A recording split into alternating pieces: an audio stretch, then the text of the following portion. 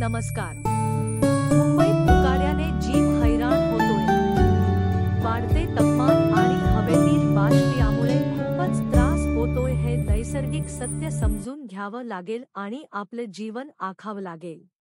म्हणजे मग औषधं गोळ्या लागणार नाहीत. आयुर्वेदाची जीवनतत्त्व आत्मसात करावी म्हणजे हा काळ सुखाचा आणि आनंदाचाही होईल. अतिशय उकतन्य होणं.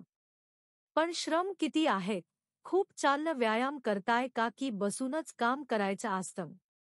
या काळात श्रम होत नसतील आणि खरोखर तहान लागत नसेल तर गरजेनुसार थोडं थोडं पाणी प्यावं लागतं. पण चालणे असेल किंवा नियमित भरपूर व्यायाम घेत असाल तर आवश्यक तेवढं पाणी घ्यायला हवं.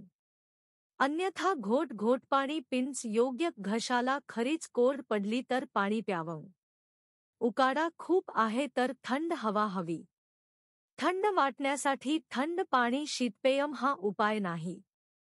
तसं केल्याने घाम घाम होऊन त्रस्त व्हायला होतं. शरीरामधील चरबी आणि सूक्ष्म रूपातील अजीर्ण हे शरीरातील पित्तासह अतिस्वेद निर्माण करीत असतो. त्यामुळे शीतपेयांचा आनंद घेण्याचा हाच काळ असला तरी वेळी उत्तम भुकेची असावी तर तो आनंद त्रास उत्पन्न करणार